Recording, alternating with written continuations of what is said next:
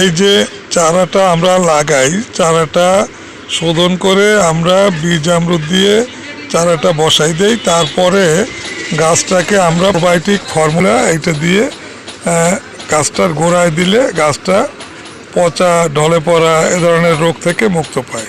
Probiotic ফর্মুলাটা হচ্ছে অণুজীব, তার হলো ভিটামিন, মানে এই ধরনের কাজ করে, হরমোন, তারপর হলো মানে পিজিআর, ছত্রাকনাশক সব কাজ করে এবং মাটিতে এটা অণুজীবের কাজ করে। এটা একটা অসাধারণ প্রোডাক্ট। এটা দিয়ে যদি আমরা চারাটাকে লাগাইয়া ব্যবহার করি তাহলে গাছে কোনো সমস্যা আসে না।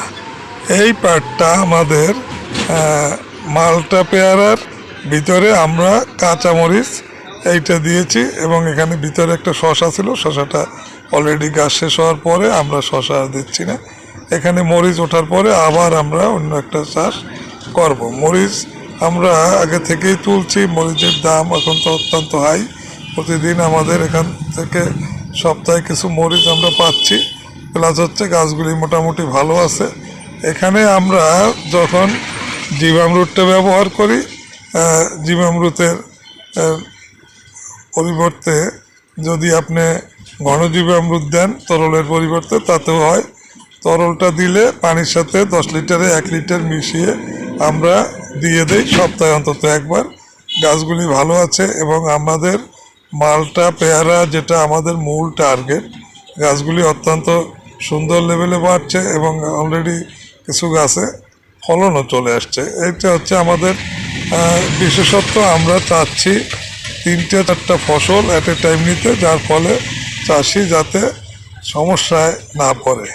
এখানে প্রতি সপ্তাহে যদি আপনি জীবামৃতটা ইউজ করেন, তারপরে আপনি যদি আমাদের যেটা হলো কীটনাশক, এটা আমরা বানিয়ে নেই, এটা নিমাস্ত্র, আগ্নেয়াস্ত্র এই জাতীয় নামে, এগুলি যদি ব্যবহার করেন গাছে পোকা চলে যায়।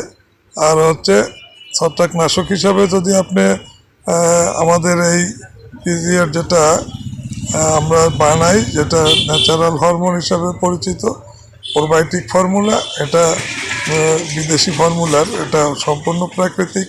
এগুলি আমরা সব বানানো ফর্মুলা সহ শিখাই। যদি শিখতে চান শেখানো যাবে, সমস্যা নেই। আর যদি এখানে আপনি চাষ করতে চান, এগুলি দিয়ে চাষ করলে আপনার খাবারটা অত্যন্ত ন্যাচারাল লেভেলে হবে, যার ফলে এখানে তেমন কোনো সমস্যা থাকে না। আমাদের মূল উদ্দেশ্য হচ্ছে খাবারকে ন্যাচারাল করা এবং কোনো রাসায়নিক সার এটা বর্জন করা। রাসায়নিক সারের পরিবর্তে যদি আপনি অণুজীব সারটা ইউজ করেন, আপনার খাদ্য উৎপাদনে কোনো খরচ নাই। কীটনাশক এটা তৈরি করা যায় বিভিন্ন পাতা দিয়ে, এবং এখানে গোবর গোমূত্রটা সার হিসাবে ইউজ করা যায়। এখানে যদি আপনি সপ্তাহে একবার দেন, আমার এখানে কোনো খরচই নেই। একটা জীবামৃত বানাতে 200 লিটারে আপনি সবই আপনি নিজস্ব উপাদান থেকে করতে পারবেন। যদি কেউ কিনেও করে, সেখানে 200 লিটার বানাতে সর্বোচ্চ 300 টাকা খরচ। এখানে 200 কেজিও বানাতে 300 টাকা খরচ আসে। এরকম এই ব্যাপারটা আপনারা মাথায় রাখেন, সমস্যা নেই ইনশাল্লাহ। এটা অত্যন্ত ভালো লেভেলের একটা চাষাবাদ। যদি আপনারা এগুলি শিখতে চান তাহলে আমাদের সাথে যোগাযোগ করতে পারেন, অথবা অনলাইন কোর্সে অংশগ্রহণ করতে পারেন। আমাদের আগামী মাসে একটা অফলাইন মিট আপও হবে ইনশাল্লাহ, এখানেও আপনি যুক্ত হতে পারেন। আমরা চাই যে দেশে রাসায়নিক সার কীটনাশকের পরিবর্তে যে চাষটা করা যায়, এটা ব্যাপকভাবে প্রসারিত হোক এবং জনগণ যাতে নিরাপদ খাবার পায় সেই ব্যবস্থাটা করা যায় কিনা সেটা নিয়ে ভাবছি আমরা। এবং আমরা আমাদের যারা সদস্য তাদেরকে নিয়ে একটা চেইন অলরেডি সৃষ্টি করার পথে আছি।